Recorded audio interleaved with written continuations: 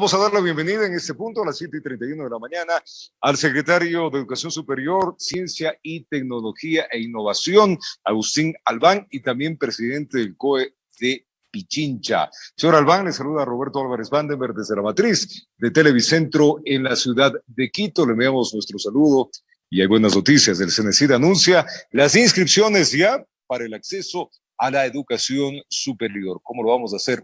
Adelante. Roberto, buenos días. Mucho gusto en saludarlo. Encantado, lo propio. Un saludo a todo el auditorio. Gracias por la invitación. Finalmente pudimos coincidir. Así es, por fin. Así que, pero son buenas noticias para los estudiantes, señor Albán. Así es, Roberto. Mire, por primera vez estamos pensando en hacer un examen completamente en línea. Estamos replanteando el examen que anteriormente fue el ser bachiller, que tanto pasó. Y hemos trabajado de la mano no solo del INEVAL, pero particularmente profesores universitarios para diseñar un examen pertinente, seguro y que refleje realmente las capacidades de los jóvenes y qué necesitan para transitar la educación superior. Así que bastante contentos. El día de ayer desde el domingo hemos empezado el proceso de inscripción. Estará abierto hasta el 2 de agosto. Al día de hoy llevábamos aproximadamente 28,000 jóvenes inscritos, totalmente en línea. Entonces, bastante satisfecho con lo que estamos avanzando en la educación superior, Roberto. ¿Cómo puede ser un estudiante que no tiene pues, las herramientas del Internet? En efecto, hemos identificado jóvenes que no tienen acceso a Internet, se los ha contactado, se les da opciones de acceso, ya sea en universidades, en institutos técnicos, pero la gran mayoría han tenido acceso o han tenido ya sea a través del móvil o su computadora, porque evidentemente antes de lanzar este programa hicimos un mapeo de quién tiene Internet, en qué condiciones tienen Internet, y esto nos permitió transitar por la vía de una inscripción, como ha sido siempre. ¿Qué dijo el mapeo, señor Albán? ¿Cuánto es la población que tiene acceso en porcentajes? A ver, aproximadamente, la pregunta era quién tiene acceso en sus hogares, ¿no? Correcto, básicamente. Y la respuesta era aproximadamente un 70% de los jóvenes tienen acceso en sus hogares, otros lo tienen a través del móvil, porque hemos visto que muchos de los jóvenes tienen móvil, algunos tienen planes, otros no. Se ha trabajado de la mano del CNT, Banco del Pacífico, para ampliar la cobertura, del MINTEL, evidentemente. Entonces, esto nos permitió hacer esta inscripción en línea, ¿no? En el caso de jóvenes que no la tuvieran, evidentemente se harán las excepciones necesarias o se les dará otras formas de acceso, por decir, un laboratorio universitario, etcétera. Entonces, estamos satisfechos que vamos a lograr el acceso y las inscripciones en el plazo que hemos definido, Roberto. Pero hemos avanzado harto, señor Albán, 70% de hogares. Ya es un número significativo de computadoras en el hogar. Y si hablamos de estos aparatos, quiere decir que estamos llegando ya a un 90%, nos queda un 10%, que es un avance fuerte producto de la pandemia. Ahora, vamos a preguntarle el tema de lo que les preocupa a los muchachos y a las familias. ¿Cómo es el tema del examen? ¿Es obligatorio el examen? ¿Qué tipo de evaluaciones van a hacer?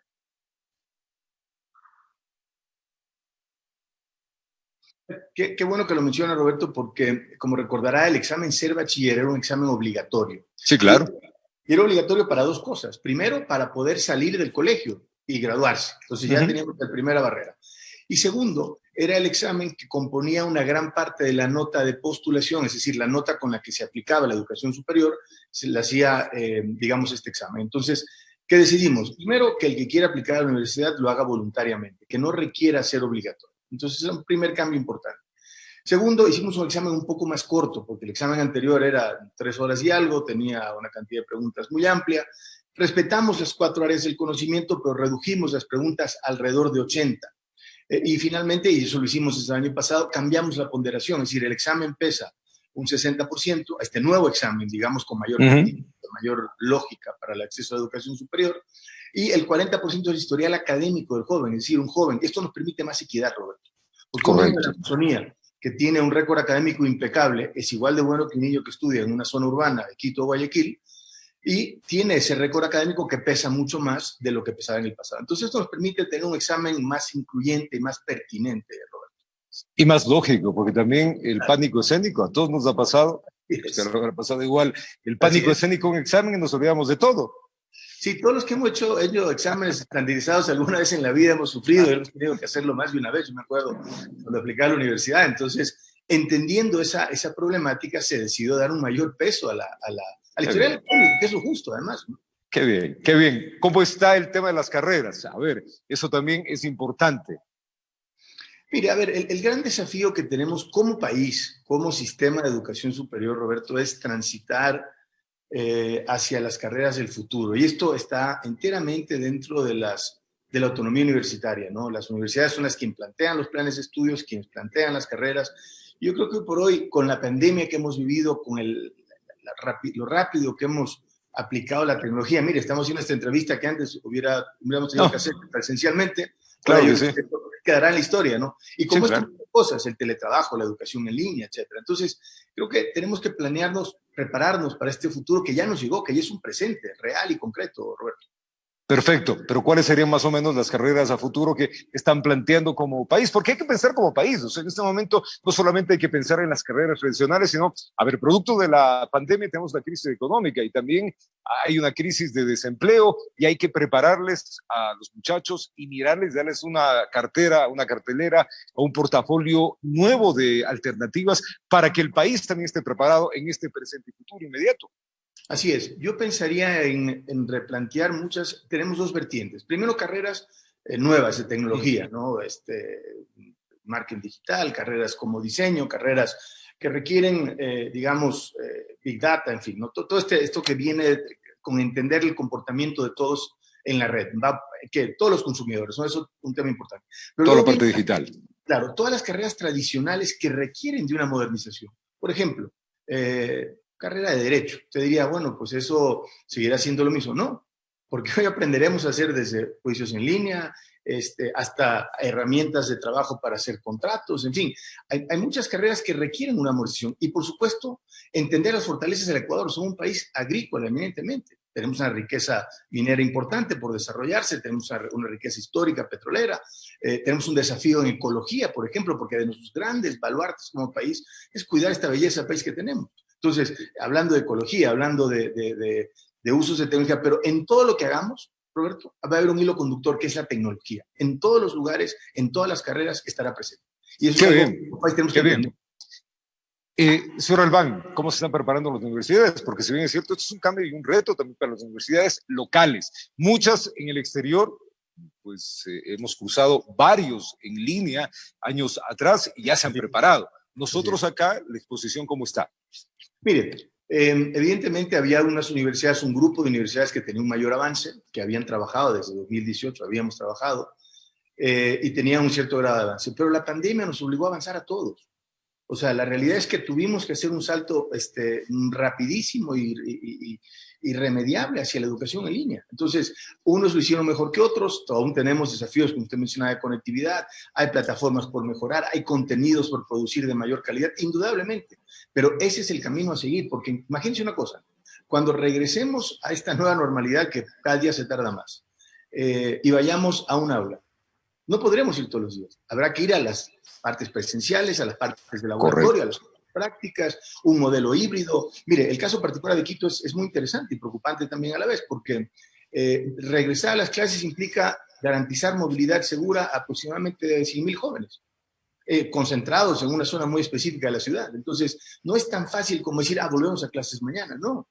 Tendremos que dosificar presencia, dosificar trayectos, limitar aglomeraciones y tenemos que pensar en un modelo híbrido, pero eso será más adelante. En todo caso, la tecnología estará presente en todas nuestras actividades, ¿Las personales y fechas educativas. de esto para cuándo esté establecido? ¿Hasta cuándo pueden estudiantes? No lo hemos definido, dependerá de cómo evolucione cada provincia. En la costa siguen todos en línea. Yo creo que en el caso de Guayaquil pudiéramos empezar a pensar en llevar a cabo algunos laboratorios y temas experimentales con las medidas pertinentes. En Quito aún estamos un poco lejos de la fecha por la evolución de la pandemia, pero es algo que tenemos que tener definidos los protocolos para cuando llegue el momento, Roberto. Es lo fundamental. Lo importante de esto es que ya se está accionando. Qué bueno por los estudiantes y las familias. Este era un tema muy preocupante, señor Albán. Ahora saltemos a otro escenario y no podemos abstraernos de esto, señor Albán. Usted es el presidente del COE de Pichincha y hay que toparle estos temas, ¿no? ¿Cómo va la evaluación de la pandemia en esta provincia de Pichincha, donde vemos que tiene unas subidas y bajadas? A ver, como todo, positivos y negativos. ¿Qué se ha logrado en la provincia? Se ha logrado retrasar la curva del crecimiento de la pandemia. Y no hemos vivido un escenario de crecimiento explosivo, hemos vivido y seguimos viviendo, y hay que destacar eso, un escenario de un crecimiento constante, aproximadamente 200 casos diarios, 1.400 a la semana, y esto nos lleva, evidentemente, que hay un momento donde este crecimiento lento pero constante presiona el sistema sanitario de cualquier país. La provincia no es excepción y la capital, donde están todos los hospitales, o la gran mayoría, tampoco es excepción. Ese es el escenario de la provincia el día de hoy. Quito, vamos a Quito. Quito tiene un escenario distinto, más controles. ¿Cómo está el tema en Quito? ¿Cómo miran ustedes desde el COE provincial la evolución que tiene en Quito? Bueno, a ver, vamos por partes. En la parte inicial de la pandemia creo que hubo una gran civilidad y gran respeto de gran parte de la ciudadanía. Vivimos ordenadamente, digamos, el semáforo en rojo. Un buen periodo. Un buen periodo, eso nos permitió justamente ser exitosos en detener el avance de la pandemia. Posteriormente, creo que ha habido un relajamiento, y se ha malinterpretado el que haya una ampliación del horario, una reducción del horario de toque de queda, que haya mayores facilidades para enfocarnos en actividades productivas esenciales, se ha malinterpretado como un libertinaje y ha dado lugar a ciertos excesos. Entonces, hoy, ¿qué hemos vivido? Partes de la ciudad en mucho orden, pero partes de la ciudad también en gran desorden. Y entendiendo la necesidad de ir a trabajar, pero la necesidad de ir a trabajar no implica jugar boli a las 11 de la noche, no implica libar en la calle, no implica fiestas clandestinas con 86 gentes, no implica faltarle al respeto a la policía, hablarle a gritos sin mascarilla. Vi unos videos este fin de semana realmente preocupantes. Entonces tenemos un poco de todo. Curiosamente, donde mayores incivilidades hay, donde mayor hacinamiento hay, donde mayor irrespeto a la autoridad y a las normas, es donde mayores contagios tenemos por cada 100.000 habitantes. Evidentemente hablamos de Calderón, Cotocollao, Belisario Quevedo, Centro Histórico, La Magdalena, Chillogay y Guamaní, es donde tenemos la mayor problemática, ¿no? Y yo creo que los operativos han puesto esto en evidencia. Es decir, cuando usted llega a un lugar y se da cuenta que hay una fiesta clandestina o un bar abierto sin licencia, sin autorización, sin permiso, con 100 gentes adentro, en hacinamiento total, pues no hay sistema sanitario que aguante, Roberto. Y esa es la gran preocupación que tenemos como ciudad en este momento. Ahora, usted ha topado un tema que es básico, la disciplina ciudadana, y es por ello Quito tiene una influencia, evidentemente, en el resto de municipalidades que tiene la provincia de Pichincha, eso sin duda. Eso ha hecho que la prefecta y los otros municipios pidan urgentemente al COE nacional que se cambien las medidas, que se vuelva el confinamiento, que se cambie el semáforo, que se ponga ley seca, en fin, una serie de restricciones. ¿Usted está de acuerdo con eso? Mire, estoy de acuerdo con algunos planteamientos que se han hecho. Primero, es fundamental escuchar a todos los alcaldes porque nos dan una lectura muy clara del territorio, ¿no? Entonces, esa comunicación es fundamental y siempre agradecemos todas las sugerencias. Un poco por partes. Yo creo que regresar a un semáforo en rojo sería inviable, impráctico e incontrolable. ¿Por qué? Porque después de, no sé cuántos llevamos ahí, pero 130 días de pandemia, fácil. País tenemos que producir, o sea, aunque digamos, o sea, recorra el sur de la ciudad, recorra los mercados, se da cuenta que la gente tiene que salir y tiene que buscarse un poco la vida, ¿no? Entonces, desde ese punto de vista, no lo veo muy útil. Hay cuestiones que sí se pudiera analizar, por ejemplo, hablar de alguna forma de ley seca, sobre todo por algunos días. Eso está en análisis, tenemos conversaciones, y viendo las cifras y análisis de los operativos es algo que se tiene que considerar. Pensar en ampliar el toque de queda, quizá lo consideraría, por ejemplo, para un sábado en la noche, viernes inclusive. Los demás días, los horarios tienen que ir ajustados a la parte laboral, es decir, no puedo poner un toque de queda a las 5, cuando usted regrese a trabajar a las 7, tomando transporte público, moviéndose a algún otro, digamos, cantón cercano. Entonces, hay que ser sensible a la realidad de la provincia. Yo creo que Mejía, Rumiñahui y Quito van de la mano, el noroccidente tiene su lógica, y el oriente también la suya, hablando de Pedro Moncayo y Cayama. Entonces, sí hay consideraciones que se van a analizar, se siguen analizando, hemos tenido reuniones de trabajo para evaluar los resultados de los operativos, nos arrojan interesantes conclusiones. Y creo que es algo que lo vamos a analizar en el COE Nacional, lo hemos conversado ayer y lo conversaremos el día de mañana, pero hay consideraciones que indudablemente tendremos que escuchar de los señores alcaldes. La pandemia y su movimiento es muy parecida, señor Albán, en casi toda Latinoamérica. Latinoamérica es muy parecida, incluso el comportamiento de la población, esta rebeldía ciudadana pasa en casi toda América, ni siquiera es solamente Latinoamérica. Se puede ver en Estados Unidos como en Miami, que es del centro de la pandemia allá, las fiestas están al igual que lo tenemos aquí en Calderón, por citar un sector de la ciudad. Pero hay experimentos, el caso de Bogotá, le pongo Bogotá, cercó por parroquias, por darle un ejemplo. ¿Han ustedes mirado el resultado de eso? ¿Se podría planificar o pensar a futuro hacerlo aquí en Quito? Mire, lo he analizado bastante. Escuché una entrevista de la alcaldesa de Bogotá creo que el fin de semana, CNN, creo, y hace un análisis bastante interesante, buscar este balance entre los confinamientos que plantea y productividad. Veremos en las siguientes semanas un poco el resultado de estos confinamientos. Vamos a ver, yo creo que en ciudades que están ligadas tan íntimamente, o por barrios o parroquias, va a ser un poco difícil, pero bueno, habrá que ver el análisis. Creo que nosotros en Quito de alguna manera nos adelantamos a ese concepto hace 2 semanas cuando ampliamos operativos por zona caliente, es decir, en parroquias donde tenemos grandes problemáticas, ¿no? Derivado de eso, hay algunas acciones aún por llevar a cabo, pero hemos visto que nos da una foto muy clara del comportamiento de la gente estos operativos. Y al final llegamos a una conclusión muy importante. No hay operativo que alcance si la gente en la ciudadanía no coopera. Eso es un hecho. Vamos a mandar un abrazo al secretario Albán, el secretario de Educación Superior y Ciencia y Tecnología. Gracias por atendernos y también presidente del COE Pichincha. Nos ha dado mucha información, uno referente al CENESID, importantísima, y otros miramientos que tenemos frente al COE provincial y los petitorios y cómo va desarrollándose esta pandemia que lamentablemente la tenemos que vivir. Gracias, Roberto, muy amable. Un saludo al auditorio otra vez. Eso también. Vamos a una pausa. Nosotros ya retornamos acá en la edición de la mañana de El Comercio TV. Ya venimos.